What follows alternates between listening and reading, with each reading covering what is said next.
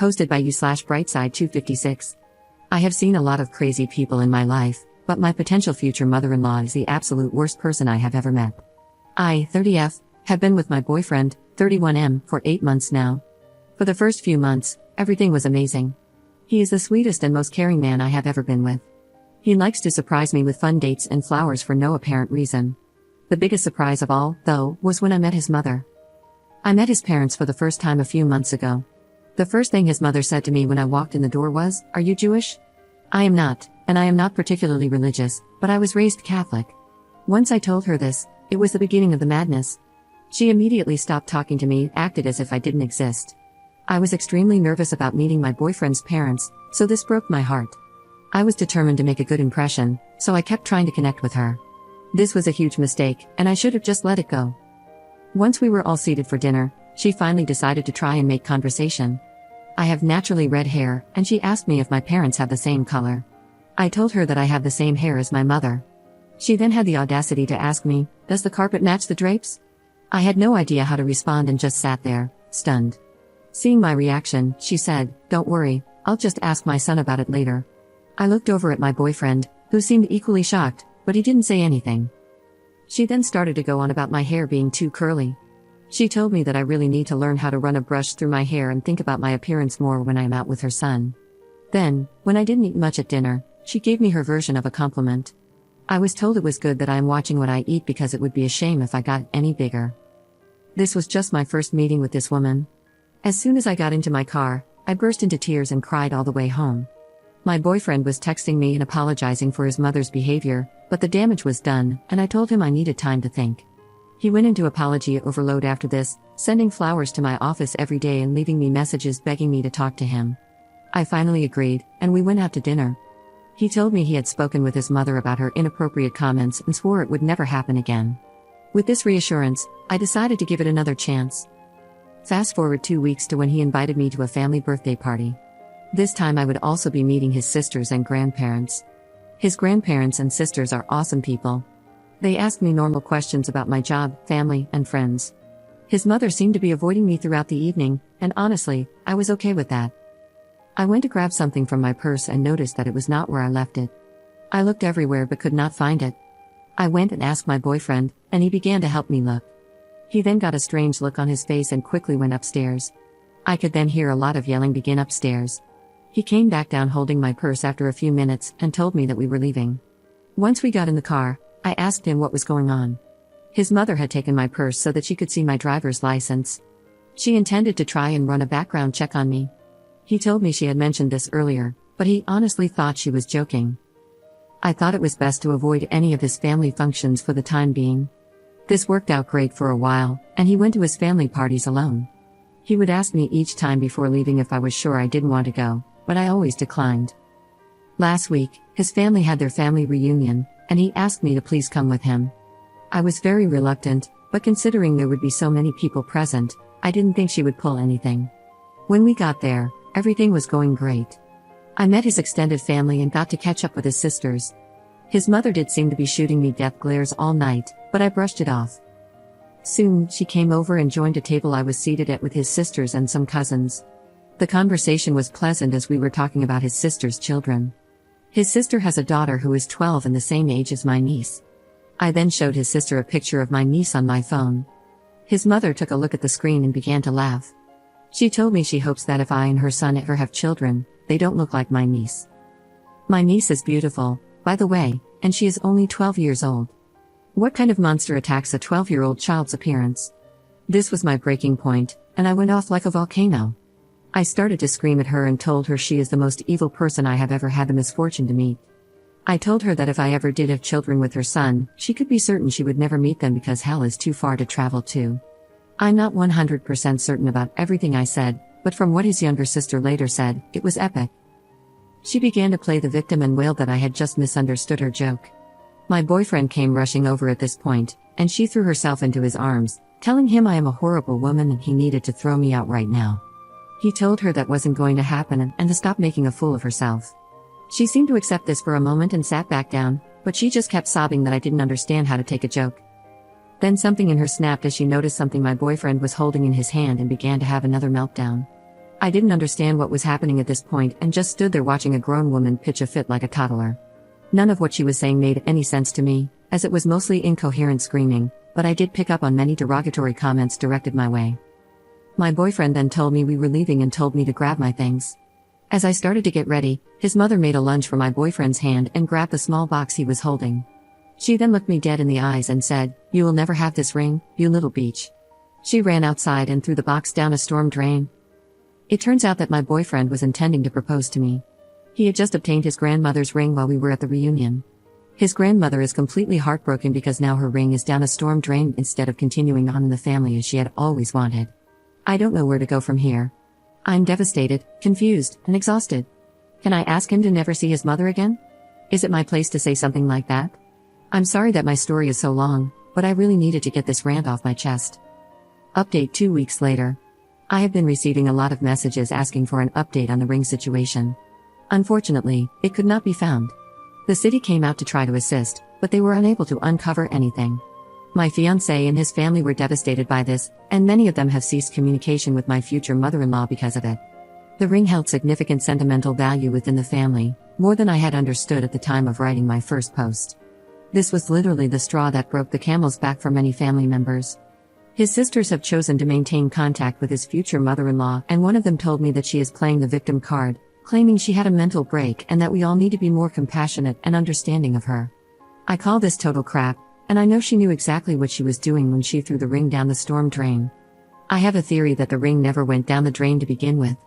I suspect she might have hidden the ring somewhere on herself and only threw the box down the drain. I have no way to prove this, but I have expressed this concern to my fiancé and his family. It's a rather large house, though, so if the ring was hidden, it could be anywhere. I don't think it will be found anytime soon if that's the case. On a happier note, I am now engaged to my fiancé. My engagement ring does not have the same sentimental value as the other ring, but I love my new ring just the same. I'm very happy to be engaged, and I cannot wait to spend my life with my fiancé. My fiancé is now low contact with his mother, but word has reached her that we are engaged. After she found out, she apparently refused to leave her room for 3 days, refusing to speak to anyone or eat. The drama of this woman is unbelievable to me. Soon after I was informed about her condition, I started receiving a lot of strange emails and phone calls. I began getting calls from strange men asking me to perform various intimate acts. Obviously, I was mortified by this and immediately changed my phone number. I told my fiancé what had happened, and he thinks someone must be giving out my number by mistake when meeting these men. I didn't believe that, so I did a Google search of my phone number and found a few Craigslist ads written about me. The descriptions were just too similar to my appearance, they even mentioned my red hair. I truly believe my future mother-in-law is behind this. She knows how to post on Craigslist, as she sells a lot of used items online. I have also mysteriously been signed up for a variety of dating and porn sites. If this is my future mother-in-law, then I just don't know when she is going to stop. This is such a low level to stoop to, and I cannot believe how pitiful this woman is. I showed all of this to my fiancé and told him about my suspicions. He doesn't think his mother has the technical knowledge to pull this off. Then, what he said next chilled me to my bones, as I had thought his older sister liked me. He said his older sister had mentioned that to maintain a healthy relationship, you should be checking your partner's phone daily. She proceeded to tell him there should be no secrets, and I shouldn't have a problem showing him my phone when he gets home. I was planning to ask his sisters to be in my bridal party, and now I don't even know where I stand with them. Do they hate me too? What in the hell did I do to deserve this? I truly don't know who I can trust anymore. I have decided to limit what I tell them going forward, as I currently suspect they are my future mother-in-law's spies. For now, I'm going to try to enjoy my engagement and put this all out of my head. I guess I will just wait and see what happens with his family. Second update 20 days later. I have been getting messages asking for an update on my situation with my future mother-in-law, so I thought I'd make a quick post about what happened most recently. My fiancé went no contact with her after everything that happened. This lasted about a week before she showed up banging on our door. My fiancé was at work, and I was home alone at the time. She was wailing that she was sorry and just wanted to see me to apologize. Since I have neighbors who were beginning to watch this spectacle, I let her inside to talk. At first, she was very apologetic and said she just wanted to have a fresh start. She was pretty convincing, and I was actually considering just letting it all go. That's when she saw my Christmas tree, and all hell broke loose yet again. She began to scream that I was trying to convert her son to Christianity and that I was just a little whore trying to ruin her family. I kindly asked her to please leave and told her she was not welcome here, but she refused to budge. She told me that no son of hers would ever celebrate Christmas and proceeded to run towards the tree. She began tearing off every ornament and throwing them, leaving them smashed on the floor. I have many childhood and family ornaments on my tree that are very precious to me. Several were smashed in her rampage. I had to grab her and physically drag her away. This ended with her punching me several times and biting my hand. I finally managed to throw her out the front door and grab my phone to call the police. She proceeded to scream like a banshee out front and call me every name in the book. The police arrived soon after. And just like that, she completely stopped her fit and began to try and play the victim. She told the police that I was an intruder in her son's apartment and that I had attacked her. The police had arrived with an ambulance, and she was promptly taken to it because she was feeling faint and in distress after my brutal assault on her. The police then came to interview me, and I told them what had actually happened. I showed them the bite mark on my hand and the bruises that were beginning to form. My fiancé arrived at the scene and immediately came to my side. He confirmed to the officers that I do live there and that his mother is a nutcase. Seeing that her son was siding with me sent her into yet another tantrum. The police asked me if I would like to press charges against my future mother-in-law. I looked to my fiancé, and I could tell he was conflicted about what to do. I had to do what would make me feel safe in the end, and I decided to press charges. My future mother-in-law was first taken to the hospital and then arrested upon her release. She is now facing charges for assault, and I have taken out a restraining order against her. This has placed a serious strain on my relationship with my fiancé. He and the rest of his family want me to drop the charges against his mother. He tells me that since I have a restraining order, she can no longer come near me, so I have nothing to worry about. I don't think he fully understands how terrifying this experience was for me.